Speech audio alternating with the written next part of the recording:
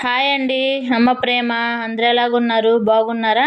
నేనైతే చాలా అయితే బాగున్నానండి. మీరందరూ బాగుండాలని అయితే మనసారైతే నేను కోరుకుంటున్నాను. ఇక్కడైతే నేను క్యారెట్ ఫ్రైకి అయితే క్యారెట్లన్నీ అయితే పట్టుకున్న స్కిన్ అయితే తీసేసి కట్ చేసుకునేటప్పుడే క్యారెట్లను కట్ చేసుకునేటప్పుడు నేనైతే రైస్ అయితే కడిగి పెట్టాను. ఒక పక్క అయితే వాటర్ అయితే పిల్లలకి స్నానానికి అయితే పెట్టేశానండి. వాటర్ అయితే కాగిపోయాయి. ఇక్కడైతే రైస్ కూడా ఉడికిపోయిందండి. ఇంకా తర్వాత అయితే క్యారెట్ కట్ చేసుకున్నాం కదా, వాటికైతే పోపు అయితే పెడుతున్నాను. ఒక ఉల్లిపాయ, 2 పచ్చిమిర్చి, కొంచెం కరివేపాకు, 4 చిన్నులపాయ రెబ్బలు అయితే తీసుకున్నాను. అవన్నీ అయితే పోపులో అయితే వేసుకొని 2 నిమిషాలు అయితే వేపుకోవాలండి.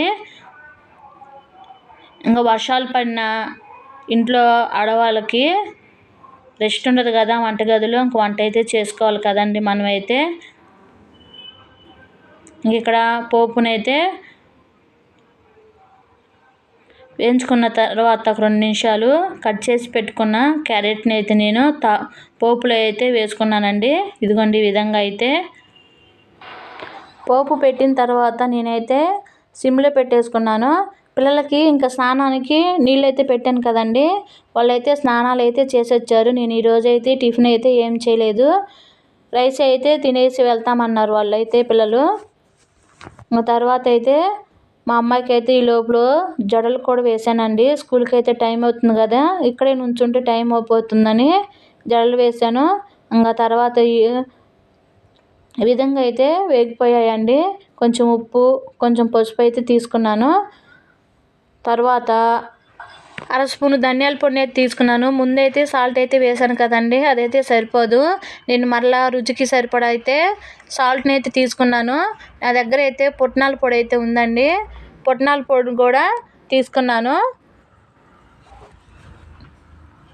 ఫైనల్గా అయితే క్యారెట్ ఫ్రై అయితే రెడీ అయితే అయిపోయిందండి. లంచ్ బాక్స్ అయితే కట్టేశాను. పిల్లలు భోజనం కూడా అయితే చేసి అయితే వెళ్ళిపోయారు. డైట్ చేసే వాళ్ళకైతే ఈ ఫుడ్ బాగా ఉపయోగపడుతుందండి. నేనైతే నైటు శనగిత్తనాలను అయితే నానపెట్టుకున్నాను. కొంచెం సాల్ట్ వేసి 4-5 విజిల్లు వచ్చిన దాకా అయితే ఉడికించుకొని అయితే పక్కన పెట్టుకున్నాను. ఇక్కడ మరలా ఒక ఉల్లిపాయ, ఒక పచ్చిమిర్చి, ఒక టమోటా, ఒక రెమ్మ కరివేపాకు అయితే అవన్నీ కట్ చేసుకొని మా వారైతే చేస్తున్నారులేండి, నేను కాదు. ఇదిగోండి శనగిత్తనాలు అయితే ఉడికించుకున్నాను కదా, ఇక్కడ ఒక స్పూన్ ఆయిల్ అయితే తీసుకొని ఆయిల్ వేడెక్కిన తర్వాత కట్ చేసి పెట్టుకున్నవన్నీ అయితే ఆయిల్లో వేసి 2 నిమిషాలు అయితే వేయించుకోవాలి. చిటికెడు పసుపు, రుచికి సరిపడా సాల్ట్ని అయితే తీసుకోండి. టీ తాగే గ్లాస్తో 1/2 గ్లాస్ అయితే వాటర్ అయితే తీసుకొని 1/2 స్పూన్ అయితే కారం కూడా తీసుకోండి. ఇవన్నీ బాగా దగ్గరగా వచ్చేంత వరకు అయితే ఉడికించుకోవాలి. ఉడికించుకున్న తర్వాత మనం ముందుగానే శనగిత్తనాలు ఉడికించుకున్నాం కదండి, అవి తీసుకొని మనం టమోటా, ఉల్లిపాయ ఉడికించుకున్నాం కదా దగ్గరకు వచ్చేంత వరకు దాంట్లో అయితే వేసుకొని బాగా అయితే ఈ విధంగా అయితే మిక్స్ అయితే చేసుకోండి. ఇక్కడే ఉప్పు, కారం అయితే చూసుకోండి. ఫైనల్గా అయితే కొత్తిమీర కూడా తీసుకోండి. టేస్ట్ అయితే బాగుంటుందండి. స్నాక్స్గా కూడా తినడానికి బాగుంటుంది. ఒకసారి అయితే ట్రై చేయండి. ఇవ్వండి మా వారికి అయితే ఇస్తున్నాను.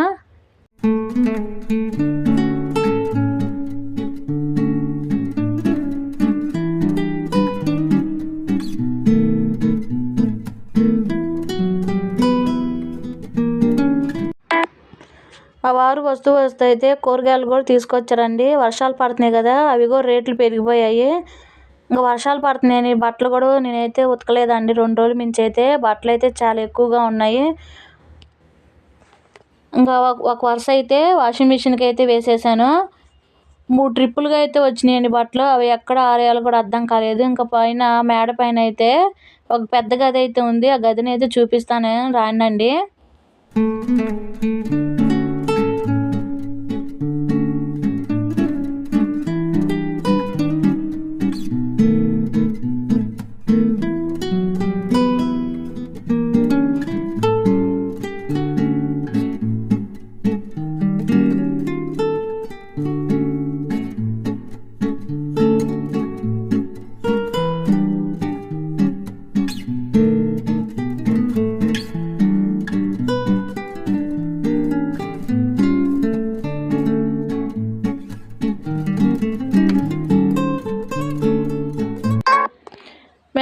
ఉన్న పెద్ద గది అయితే చూపిస్తాను కదండి, ఇదేనండి మేడపై ఉన్న పెద్ద గది. ఇక్కడ మా వారైతే బట్టలు ఆరపెట్టుకోవడానికి అయితే తీగలను అయితే కట్టమన్నాను. ఇక్కడైతే తీగలను అయితే కట్టేస్తున్నారు. ఇంకా కట్టేసిన తర్వాత బట్టలను అయితే ముందు ఒక వరుస అయితే వాష్ చేసిన బట్టలు అయితే ఇక్కడైతే ఆరపెట్టుకున్నాను. ఇంకా 2 వరుసలు ఉన్నాయండి. ఒక వరుస అయితే బట్టలు చేత్తో ఉతకాల్సినవి, ఒక వరుస అయితే మళ్ళీ వాషింగ్ మిషన్లో అయితే బట్టలు అయితే వేసానండి. ఇక్కడ ఇదిగోండి, ఈ రూమ్ అయితే ఇంకా ఏమైతే కంప్లీట్ అయితే కాలేదు. లోపల బాత్రూమ్ కూడా ఉందండి, అవి ఏవి ఇంకా కంప్లీట్ కాలేదు. వర్షం అయితే పడుతుంది, చల్లగా అయితే వాతావరణం అయితే ఉందండి.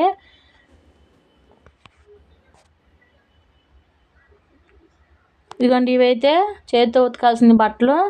మళ్ళీ అయితే ఇదిగోండి, ఇవైతే ఇంకా వాష్ అయితే చేయలేదు, వాషింగ్ మిషన్లో అయితే వేసాను. అవన్నీ అయిపోయిన తర్వాత చేతితో ఉతికేసానండి బట్టలు ఉతకాల్సినవి కూడా. ఇంకా ఐరన్ కడాయిలు అయితే శుభ్రంగా తోమేసి ఆయిల్ అయితే రాసి పెట్టానండి, తుప్పు పట్టకుండా. ఇంకా తర్వాత పని అంతా కంప్లీట్ అయిపోయిన తర్వాత మీషోలో అయితే నేను కూరగాయల స్టాండ్ అయితే బుక్ చేశానండి. కూరగాయల స్టాండ్ అయితే వచ్చింది. అంత క్వాలిటీ అయితే ఏమి లేదండి, నార్మల్ క్వాలిటీ అయితే ఉంది. దాని రేట్ అయితే 550 రూపాయలు అయితే తీసుకున్నారు. 4 స్టెప్పులుగా అయితే పెట్టుకోవచ్చండి మనం. గానులు కూడా వచ్చాయండి, అడ్జస్ట్ చేసుకోవచ్చు, అటుకి ఇటుకి అయితే జరుపుకుంటూ అయితే పెట్టుకోవచ్చు. ఇంకా ఈ చేతితో తీస్తున్న అవి అయితే పక్కన సైడ్లో అయితే పెట్టుకున్నాయండి. అవి అయితే గానులు అండి, గానులు కూడా వచ్చాయి.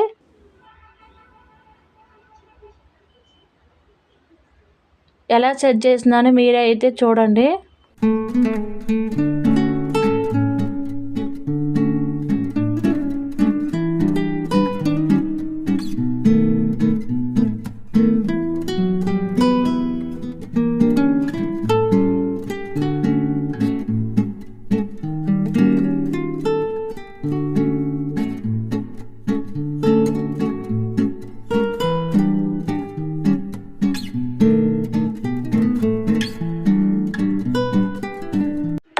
ఇంకా ఫైనల్గా కూరగాయల స్టాండ్ని ఈ విధంగా అయితే పెట్టేశానండి. స్టెప్పుల వారికి అయితే 4 వరుసలుగా అయితే వచ్చింది.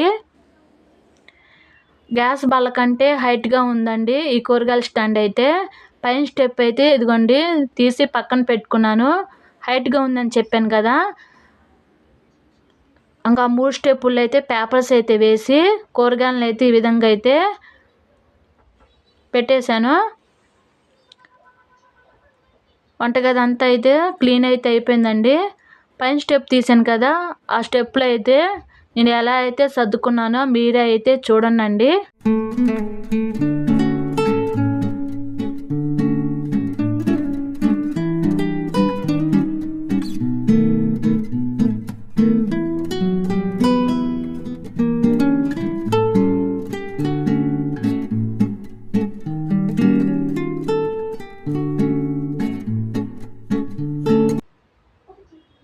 ఈ వీడియో అయితే మీకు నచ్చింది అనుకుంటున్నానండి. నచ్చితే లైక్ చేయండి, షేర్ చేయండి, సబ్స్క్రైబ్ చేసుకోండి. నెక్స్ట్ వీడియోలో అయితే కలుద్దాం. బాయ్.